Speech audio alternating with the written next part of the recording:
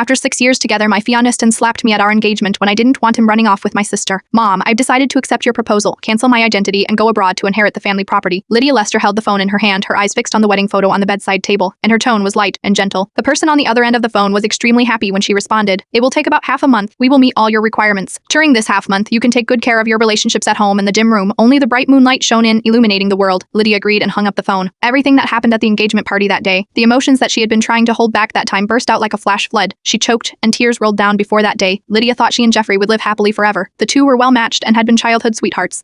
On the day of his 18th birthday ceremony, Jeffrey confessed his love to her in front of all his relatives and friends, holding a bouquet of roses. Jeffrey had a calm personality and tolerated her various little emotions. The two had been together for 6 years and had hardly ever quarreled. When they did occasionally argue, Jeffrey would always be the first to admit his mistakes. For birthdays, anniversaries, and other festivals, if she wanted the moon, he would not only give the moon but also the stars. As long as it was something she wanted, Jeffrey would try his best to satisfy her. Friends who knew them said that they were recognized as a role model couple in the circle, but her beautiful dream that she had been dreaming for 6 years was ruthlessly shattered that day at the engagement party. Mrs. Lester held Pamela's hand and said that she was the eldest daughter of the Lester family and their biological daughter. Mr. Lester never mentioned Lydia, but only said that it was a double happiness and introduced Pamela to everyone. Jeffrey stood aside and watched with a smile as if they were the protagonists of the engagement party. However, Lydia stood on the other side of the red carpet looking at the close-knit family on the stage, feeling sad. She was shaken by how her parents, who were usually extremely cold to her, were so kind to their own daughter. She pinched her palms to stay awake. After all, her parents had disliked her since she was a child, so as long as she could stay with Jeffrey, nothing else matters. Amid the guests' mocking and sympathetic gazes, Lydia walked step by step to Jeffrey. The man was wearing a neat suit and had a gentle temperament. The two stood facing each other halfway through the engagement banquet. Mrs. Lester suddenly cried out, "Pamela, wake up!" Before Lydia could react, Jeffrey ran to the guest seats like a gust of wind and held the unconscious Pamela in his arms. Everyone was clamoring and asked Jeffrey to send Pamela to the hospital. Lydia grabbed Jeffrey's arm and begged, "Jeffrey, today is our engagement party." Mrs. Lester raised her hand and pushed her away as she yelled, "Lydia, the engagement party is not important. Pamela fainted right now, so what's more important is Pamela's condition," Lydia repeated with red eyes. "But today is my engagement party with Jeffrey." "Enough," Jeffrey growled. "This is not even a wedding banquet, Lydia. You should know your priorities." Feeling that Lydia was holding him tightly, he raised his hand and slapped her before he scolded,